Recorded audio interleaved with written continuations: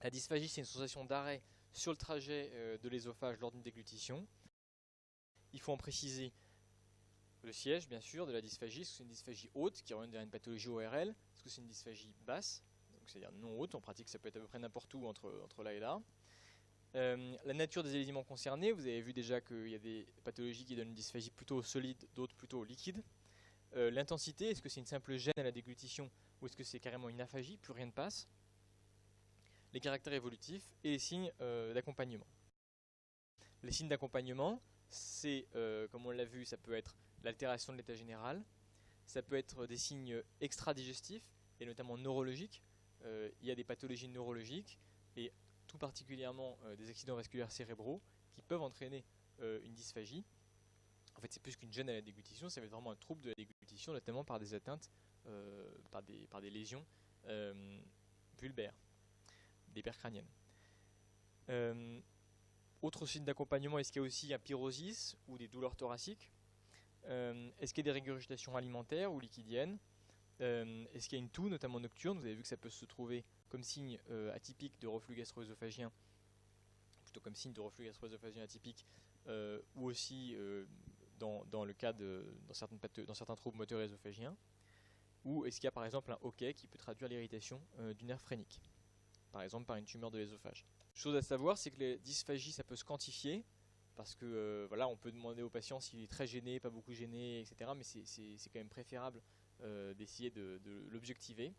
Et donc pour ça, il y a un score qui s'appelle le score Descartes, qui a ses défauts, mais qui permet quand même d'au moins de pouvoir chiffrer ça, et qui vous rappelle les items principaux qu'il faut demander au patient quand on l'interroge pour une dysphagie. Est-ce que vous avez perdu du poids? Un peu, beaucoup, passionnément. Est-ce que vous avez une dysphagie donc occasionnelle, quotidienne ou à chaque repas, à chaque prise alimentaire? Pareil pour les douleurs thoraciques et pareil pour les régurgitations. Et donc le score va de 0 à 12 et on considère que les choses sont vraiment significatives au-dessus de 3, c'est-à-dire 4 et plus. Les pièges diagnostiques, il faut différencier la dysphagie de l'odynophagie. L'odynophagie, c'est une déglutition qui va être douloureuse. Alors l'un n'empêche pas l'autre, on peut avoir une odynophagie et une dysphagie. Mais par exemple, quand vous avez une angine, vous avez une odynophagie, c'est difficile c'est parfois difficile de faire passer les aliments, mais c'est plus une douleur que réellement un obstacle au passage des aliments. Il faut différencier la dysphagie de l'anorexie ou de la satiété précoce. C'est pas la même, parce que les patients peuvent arriver en vous disant je mange plus rien, ou ils mangent plus rien, docteur, mais il faut savoir si c'est parce qu'il n'a pas envie de manger, ou si c'est parce que réellement les choses vont rester bloquées, vont éventuellement remonter. Et puis, troisième piège diagnostique, ce qu'on appelle la boule dans la gorge, que chacun peut avoir déjà ressenti, qui est en fait plutôt évidemment en lien avec l'anxiété, mais qui parfois s'installe de façon quasiment chronique chez certains patients. Si c'est juste une sensation de boule dans la gorge sans rapport avec les déglutitions, c'est exceptionnellement inquiétant. Généralement, évidemment, on essaie de relier ça à un contexte particulier psychologique, mais c'est rare qu'on puisse faire l'économie d'une endoscopie œsogastro-duodénale chez un patient qui se plaint d'une dysphagie. Il faut quand même retenir que dysphagie égale exploration endoscopique, endoscopie œsogastro-duodénale, mais on peut souvent quand même rassurer ces patients quand ils ont cette boule dans la gorge. Principales orientations étiologiques devant une dysphagie: le cancer de l'œsophage, sujet d'âge moyen, de présentation clinique, ou bien le patient avec une intoxication alcoolo-tabagique majeure qui va donc faire un carcinome épidermoïde de l'œsophage, ou bien le patient avec une longue histoire de reflux gastro-œsophagien et puis éventuellement un surpoids. Ça va être en faveur de l'adénocarcinome. La dysphagie est relativement récente, par opposition aux troubles moteurs où parfois les patients ont des dysphagies qui évoluent depuis 20 ans. Là, il n'y a personne qui vit 20 ans avec un cancer de l'œsophage. Donc généralement, c'est quand même des symptômes qui évoluent depuis quelques mois. Donc la dysphagie va être récente, progressive, élective au solide, puis globale, et il y a une altération de l'état général. La sténose bénigne, le cas le plus fréquent, donc là je vous ai parlé des sténoses malignes. La sténose bénigne, il y a plein d'étiologies, mais je vous ai pris l'exemple de l'œsophagite peptique sténosante, de la sténose peptique de l'œsophage si on veut. Le contexte, évidemment, il y a des symptômes de reflux gastro-œsophagien qui sont anciens, donc pyrosis et régurgitation. Il y a une dysphagie lentement progressive, là pour le coup ça peut évoluer sur plusieurs années.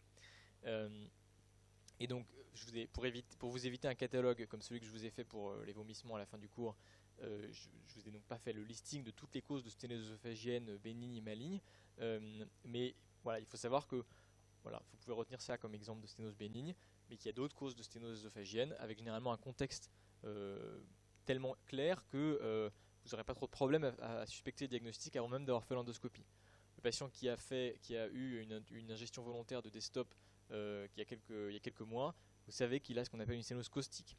Le patient qui prend un traitement par biphosphonate ou par cycline, qui sont des antibiotiques, les cyclines, vous savez que ça favorise des œsophagites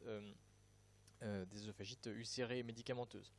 Le patient immunodéprimé, vous savez qu'il a vraisemblablement une œsophagite infectieuse. Le patient à VIH non contrôlé qui ne prend pas ses traitements, vous savez qu'il est fortement immunodéprimé. Vous suspectez qu'il est fortement immunodéprimé et vous suspectez s'il a une plainte dysphagique que ça va être en lien avec une œsophagite infectieuse. L'antécédent d'irradiation thoracique, ça va vers une sténose post-radique. L'antécédent de chirurgie œsophagienne, j'ai eu un cancer de l'œsophage, on m'a opéré il y a 6 mois et maintenant j'arrive plus à manger. Vous savez déjà, vous pouvez fortement suspecter que c'est ou bien une récidive de son cancer, malheureusement, ou bien une sténose, ce qu'on appelle anastomotique, sur la suture chirurgicale. L'achalasie et les autres troubles moteurs ésophagiens, comme on a déjà vu ça, hein, c'est une dysphagie capricieuse, paradoxale, au liquide plus qu'au solide, des douleurs thoraciques rétrosternales, constrictives, pseudo-angineuses, donc qui évoquent l'angine de poitrine, l'angor, et qui en fait traduisent des spasmes, non pas des spasmes des artères coronaires et une souffrance myocardique, mais des spasmes œsophagiens, du muscle œsophagien, et avec une altération inconstante de l'état général. Que fait-on devant une dysphagie? Il y a le cas particulier, on pourrait même dire 2 cas particuliers, d'une part ce que je vous ai présenté tout à l'heure comme la sensation de boule dans la gorge qu'on peut se permettre un peu de laisser traîner, de reconvoquer, d'attendre un petit peu avant de faire des explorations, avant de lancer toute une kyrielle d'exploration.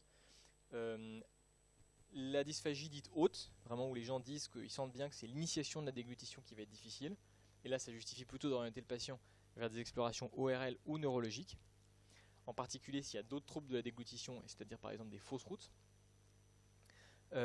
Sinon, en général, une dysphagie, ça veut dire qu'il y a une lésion de l'œsophage jusqu'à preuve du contraire, et ça nécessite de faire une endoscopie œsogastro-duodénale, ou donc EEGD, qui va nous permettre de faire un diagnostic endoscopique. Est-ce qu'il y a un cancer, est-ce qu'il y a une sténose bénigne ou une sténose maligne, ou les arguments en faveur d'une pathologie, d'un trouble moteur de l'œsophage, généralement de faire des biopsies de la muqueuse œsophagienne ou d'une éventuelle sténose. Si on ne visualise pas de lésions obstructives, donc de lésions muqueuses œsophagiennes, on suspecte un trouble moteur de l'œsophage et là on fait une manométrie œsophagienne. Et donc il faut savoir qu'une dysphagie c'est un signe d'alarme, c'est un signe qui doit être pris au sérieux.